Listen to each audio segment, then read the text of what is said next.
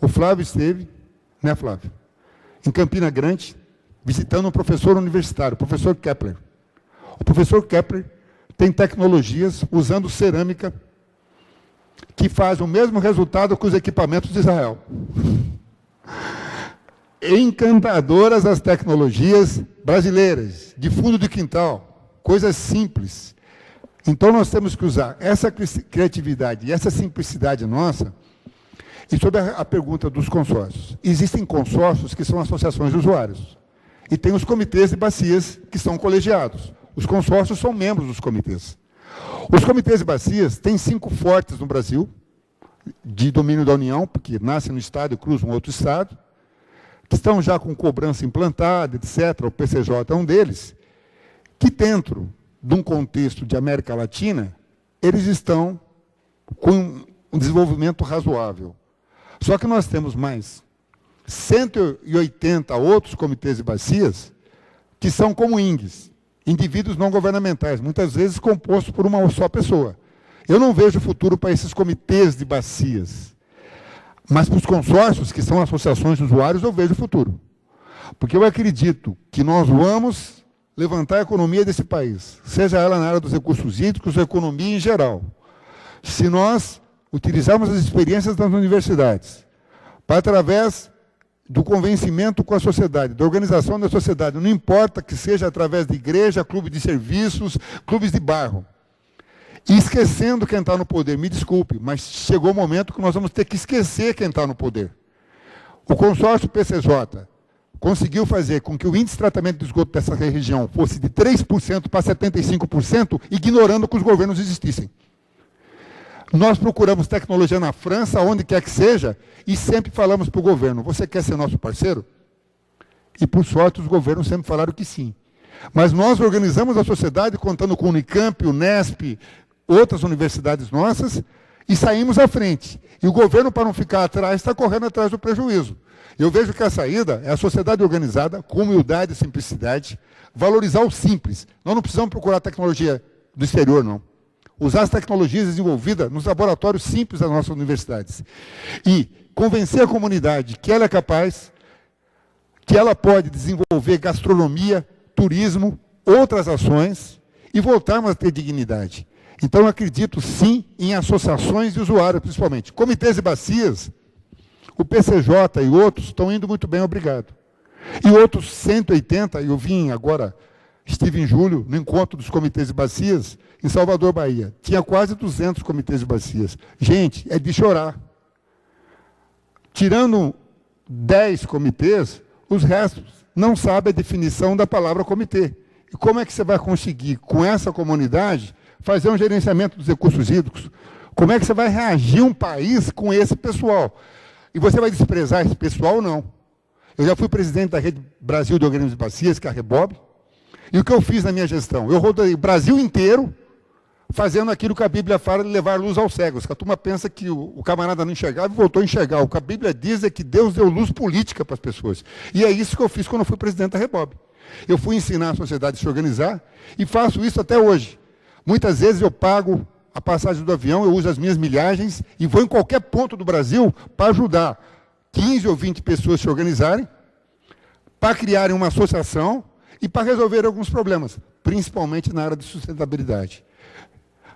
Temos os exemplos do pessoal que usou casca de siri para se organizarem. Hoje eles têm saneamento básico, tem tudo, e está faltando casca de siri para fazer proteção do automóvel. Vocês sabem disso, que a casca de siri é um material altamente procurado para fazer acabamentos finos de automóvel. E algumas comunidades do Nordeste passavam fome e jogavam fora a casca de siri. A REBOB e outros organismos estão organizando essas sociedades para transformar o que era resíduo em recursos financeiros e urbanizar favelas e determinadas regiões para a reação. E isso quem está fazendo são as redes. Eu pertenço à Rede Brasil, à Rede Latino, à Rede Internacional. São as redes que não têm partido político, mas que acreditam no poder de organização da sociedade. Eu acho que o caminho é esse. E os consórcios, como associações, estão muito bem, obrigado. Comitês de bacias são colegiados, têm influência de partidos políticos, e toda vez que você bota influência de partido político, o jogo fica pesado e difícil de ser gerenciado. Está aberta a última pergunta agora e estaremos daí passando somente aos agradecimentos. Um comentário para o Francisco, um adendo. Quando você falou de tarifa real, eu achei bem interessante. Eu acho que é um caminho bem importante para ser pensado, né, organicamente. E sem, contudo, a gente nunca deixar de olho e como fundamento principal o saneamento como sócio sanitário, né? Quer dizer, a finalidade social do saneamento. Mas, pensando na tarifa real, assim, água e esgoto, a maior porcentagem de custo nisso, tanto no tratamento e distribuição, quanto na coleta e tratamento de esgoto, é a energia. Né? Então, é simples você falar de energia, com firmeza, como você comentou sobre a agência reguladora. E a gente esquece que o próprio saneamento sofre prejuízo por causa dessa mesma energia que é tarifada de acordo com as bandeiras de produção e consumo. Né? Então, isso é... Mas a minha pergunta e comentário é para o Paulo. Ali na salinha do... Só uma homenagem. A Ana aqui presente, ela é da região do Mariporã, e foi uma grande mensageira da paz na interligação do AutoTT com o PCJ. Então, eu rendo minhas homenagens e agradecimentos. Ela é uma mensageira da paz e ajudou nós fecharmos a renovação do outorga 2004. Obrigado, Ana. Quem sabe eu volto a ajudar agora de novo. Eu tenho muito orgulho de o PCJ uma escola. O Alto Tietê também foi muito. Todos nós somos uns para os outros. Obrigada estou emocionada. O Paulo, ali na salinha do café, tinha um daqueles trabalhos científicos, filtro secundário usando geoteste. Né? Eu achei super interessante. E daí eu queria que você tiver algum comentário sobre aquilo, comentar aí. Mas a minha pergunta mesmo é assim, quando necessário, como se descarta esse tipo de material? De qualquer... os gels, né? Os gels sintéticos em geral. O meu primeiro comentário foi, quando eu vi o trabalho, eu falei, pô, que legal, né? Ninguém avisou a gente da Macaferri. Então, assim, o problema da empresa aí crescendo é que hoje você tem tanta gente, né, trabalhando. Por exemplo, o professor Francisco me falou de um caso que eu não estava sabendo. Então, assim, você acaba tendo muitas pessoas envolvidas e não se envolve. A primeira coisa que eu falei quando eu vi o trabalho, tá aí as meninas que não deixam mentir. Falei, você vai lá na Macaferri apresentar isso para o pessoal lá. Então, eu quero que vocês vão até a Macaferri, a gente chama os nossos profissionais e você apresenta o seu trabalho.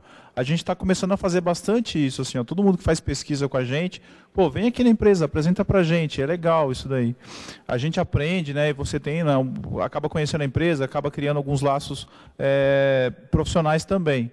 Então, eu vi o trabalho, achei bem interessante, já falei, vamos até lá. Outra coisa eu falei, foi, bom, como é que vocês conseguiram essas amostras? Ele falou, o professor comprou. Pô, não precisava. Entre em contato com a gente tem algumas parcerias com a Unicamp muito forte.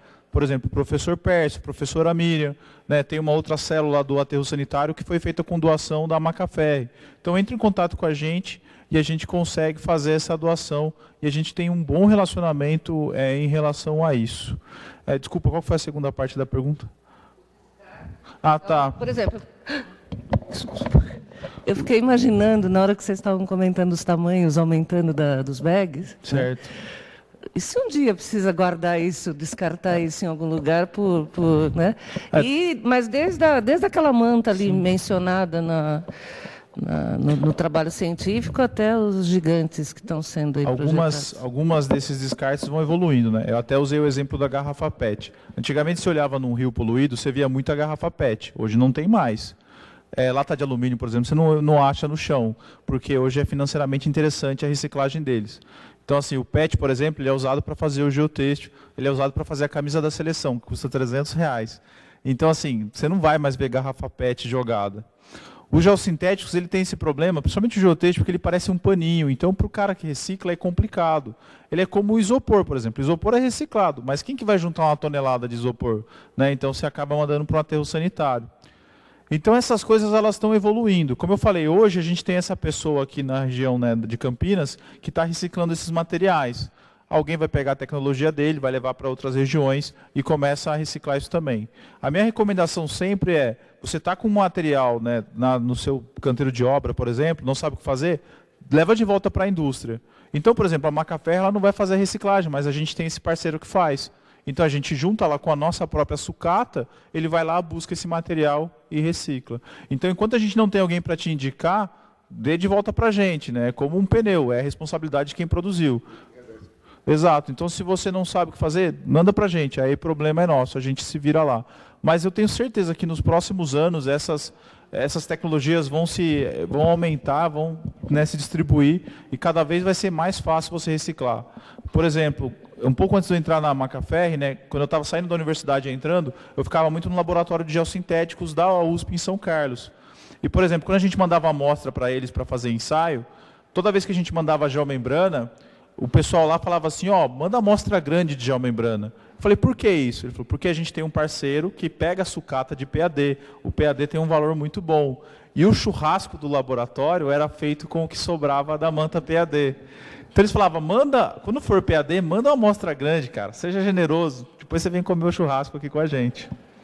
Só, na verdade, acredito até que vocês já tenham conhecimento, mas a nível só de agregar, em julho agora a CETESB soltou um novo decreto referente à logística reversa. Acredito que isso vai ser trabalhado na sexta-feira, né, quando fala a questão de resíduos. Mas a partir de janeiro de 2017, as empresas que são obrigadas a fazer a logística reversa, claro que vai começar com alguns segmentos só vai ter a sua licença de operação renovada se ela estiver fazendo a logística reversa no ano anterior. Então, são situações que as grandes empresas estão começando a se policiar. É muito provável que a empresa, por hora, ainda não precisa trabalhar a logística reversa desse seu resíduo, mas vai chegar um momento que ela vai ter que trabalhar. Vai virar, porque ele vira um resíduo, né? Então ele vai ter que trabalhar. Então, junto com a Política Nacional de Resíduos Sólidos, decretos e tudo mais, a própria CETESB agora está cobrando mais nesse segmento, né? Então, chegou no momento que as grandes empresas vão ter que parar e falar, hoje eu não tenho resíduo, mas amanhã vai virar. E aí eu vou criar um impeditivo para a renovação da minha licença. Então, era mais a nível de conhecimento mesmo, não sei se todos têm essa informação, porque é recente, foi de julho agora. Só fazer um comentário final. Antes de eu entrar na Macaferro, eu participei de um programa, né, era um programa de bolsas na faculdade, chamava USP Recicla. Então, era um programa de educação ambiental e meio ambiente, né? Ele, por exemplo, ele criou um projeto de implementação de canecas no Bandejão, que é um projeto que hoje até existe em várias outras universidades e tudo mais. Então, assim, todos os meus colegas estavam fazendo iniciação científica na hidráulica, na geotecnia, nas estruturas, e eu trabalhava, né, eu tinha uma bolsa de trabalho no USP Recicla, e na época eu achava, né, que, puta, isso aí não vai me ajudar em nada na vida, né? Aí estou aqui mais de 10 anos depois, e hoje, assim, muita coisa que eu aprendi lá, eu acabo trazendo para a realidade e acabei, assim, trazendo um pouco para a empresa também. Quando eu cheguei na Macaferro, por exemplo, eu vi que o pessoal não reciclava papel na sala. O pessoal imprimia e-mail, amassava papel e jogava no lixo. Peguei uma caixinha de papelão, como a gente fazia lá, falei, ó, quando você não for usar, coloca aqui. Aí passei isso para os estagiários, hoje eles juntam esse papel e vendem lá para fazer isso. Café, por exemplo, eu tomo pouco café, eu devo tomar uns 18 por dia. Na empresa eu tenho a minha caneca. Então, assim, são coisas assim que eu aprendi num programa que eu achei que não ia ter tanto impacto na minha vida profissional. Depois teve. E aí eu uso isso para mostrar para vocês que estão aqui presentes, né? Então, eu acho assim, primeiro, parabéns por estarem aqui até esse horário. E às vezes vocês estão vendo essas apresentações, né, do professor, da Sarif, eu achei fantástico. E um dia isso vai bater em vocês e falar, puta, isso aqui eu vi aquele dia lá o pessoal discutindo, ó, e agora está me ajudando. Eu acho que toda experiência boa ela é muito válida. E eu acho que a experiência de vocês organizarem um evento como esse, participarem de todo o evento, vai ser excelente para vocês, como para mim, por exemplo, participar do USP Recicla foi muito importante na minha vida. Então, obrigado pelo convite e parabéns aí pelos organizadores. Obrigada em nome de toda a comissão organizadora. Gostaria de agradecer os palestrantes, o mediador, o professor Ricardo também, por estarem presentes. E, como você disse, até esse horário, todos vocês que ficaram para assistir mais um dia e espero a presença de vocês nos próximos dias que virão, com mais participação, perguntas, que vai sempre ser assim, para a gente tentar trazer dos palestrantes a visão de fora da universidade, o que está acontecendo no saneamento. E para vocês, com licença, a comissão gostaria de entregar uma lembrancinha em nome e em agradecimento. Obrigado. Não vou levantar, porque ficar em pé aqui é sacanagem com você. Não, deixa assim, Obrigado. Até o professor ganha.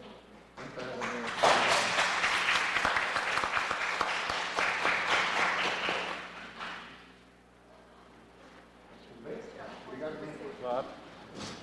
Claro. Claro que pode.